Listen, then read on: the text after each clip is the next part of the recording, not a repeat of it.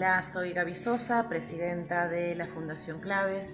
En nombre de todo el equipo quería darles la bienvenida a esta iniciativa que apunta a debatir, a reflexionar sobre los derechos humanos, sobre la perspectiva de género, en estos tiempos tan complejos y donde son importantes, creemos nosotros, iniciativas que permitan pensar un futuro mejor, un futuro más inclusivo, un futuro más solidario. Muchas gracias, bienvenidos. Hola a todas, todas y todes. Mi nombre es Alejandra, soy integrante de la Fundación Claves y te quiero invitar al curso Acompañar sexualidades en mujeres, varones, con perspectiva de discapacidad y mirada de género. El mismo estará dictado por Mariela Degano, quien es licenciada, orientadora en sexualidades y educadora. La clave de este encuentro será la sexualidad como derecho y el deseo. Toda la información la podés encontrar en nuestra página y en nuestras redes. Te esperamos.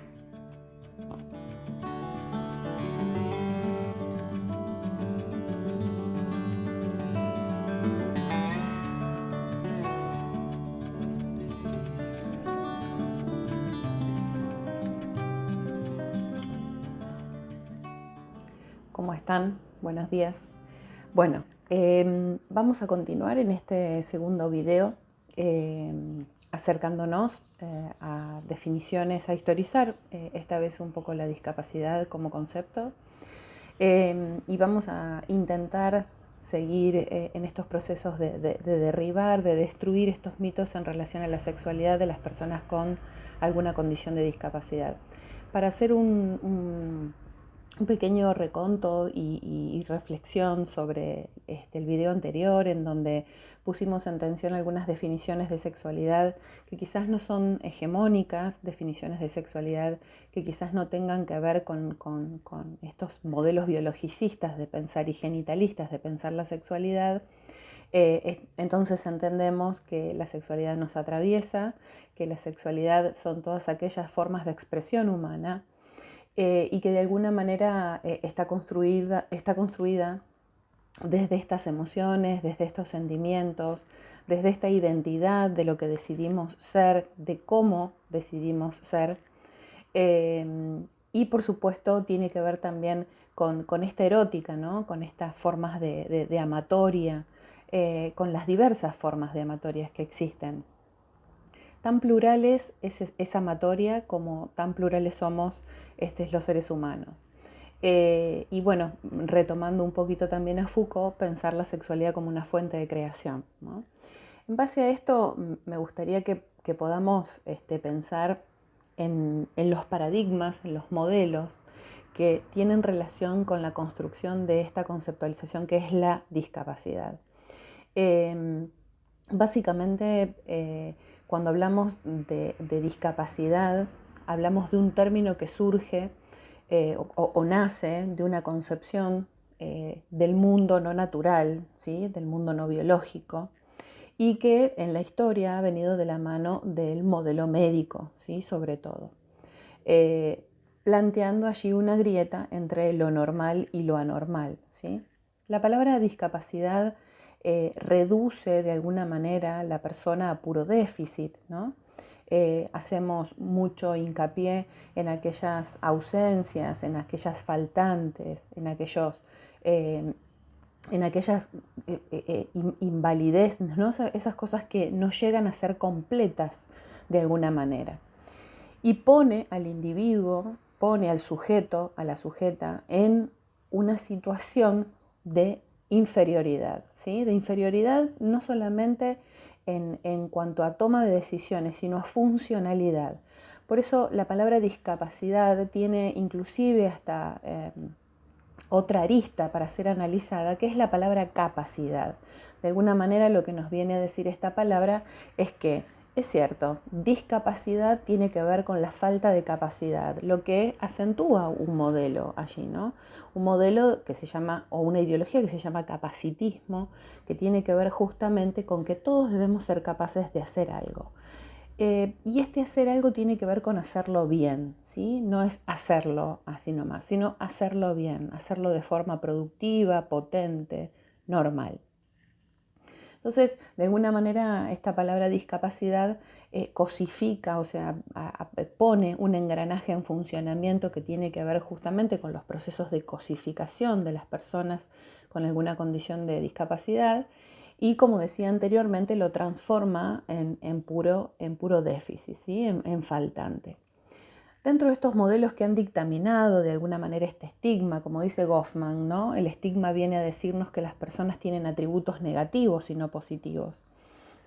Entonces, dentro de los paradigmas sabemos que, y esto es rápidamente para historizar, seguramente cuando hagamos el encuentro virtual lo vamos a poner en tensión a través del intercambio del diálogo, pero hay modelos que de alguna manera han dictaminado que este estigma aún siga existiendo. El modelo de prescindencia, pensado en el medioevo, ¿no? Las personas que nacían con alguna condición de discapacidad eran eliminadas directamente. El modelo médico rehabilitador, que en realidad este modelo lo que nos viene a decir es que si existe una enfermedad, automáticamente tiene que existir una cura. Y esta enfermedad, que justamente tiene que ver con una patología, y esa patología asociada a síntomas, y esos síntomas asociados a tratamientos, y esos tratamientos asociados con técnicas y medicamentos, ¿no? Fíjense cómo se pone en funcionamiento justamente un ciclo que de alguna manera siempre ha colocado a las personas con discapacidad en el lugar de enfermas o de enfermos. El modelo social, el paradigma social que de alguna manera venimos pregonando, no solamente en los debates, sino también en las acciones profesionales e institucionales, este modelo social le dota, digamos, a la persona con alguna condición de discapacidad de derechos, ¿sí? Y estos derechos de alguna manera hacen de que éste sea visto como sujeto o como sujeta de derecho, ¿no? Y que pueda salir a la conquista de ellos también, ¿no? No solamente identificar de que estos derechos les pertenecen, sino también allí en el paradigma social hay como un aporte ahí o dotar justamente de ciudadanía, de una ciudadanía plena, para que entendamos la ciudadanía como toma de decisiones autónomas, ¿no? Entonces, de alguna manera este modelo, este paradigma es muy interesante, que es en el modelo que hace muchos años venimos trabajando en nuestro país. Hay un modelo, un paradigma, yo me quedaría con la palabra modelo, que es el modelo de diversidad funcional, es un modelo, si bien norteamericano, después lo toma el mundo europeo. Creo que, y esto lo podemos debatir también en la instancia virtual, es un modelo que estamos lejos aún, ¿sí? Este modelo social, digamos, viene a decir, sí, son personas, son sujetos y sujetas con derecho. Estos derechos tienen que ver justamente con ser seres diversos, ¿no? Pero también además son sujetos de deseo.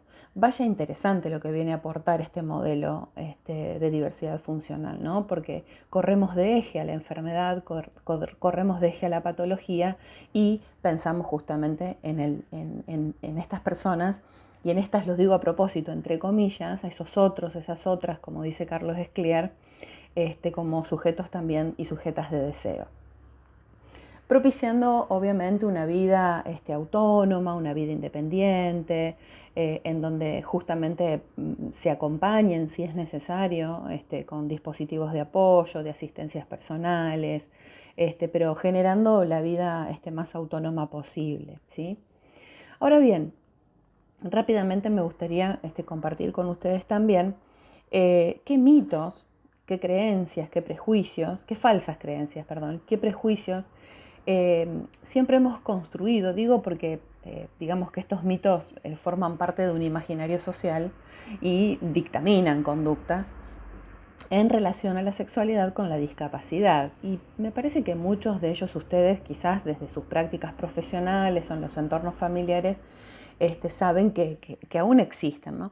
Como coexisten esos paradigmas y esos modelos que recién mencionábamos, también coexisten muchos de estos mitos. Por eso, si bien hay profesionales que se enojan mucho cuando decimos todavía tenemos que estar derribando, sí, creo que sí, todavía tenemos que seguir poniéndole la palabra para justamente derribar a estos mitos y prejuicios que muchas personas del colectivo de personas con discapacidad aún lo siguen padeciendo. Y la palabra que utilizo es padeciendo porque siento que estos mitos en relación a su sexualidad obturan una vida plena y un goce de la sexualidad plena, ¿verdad? Dentro de estos mitos, los más comunes son la asexualidad o la hipersexualidad, estos procesos de infantilización, ¿no? Que lo genera la sobreprotección.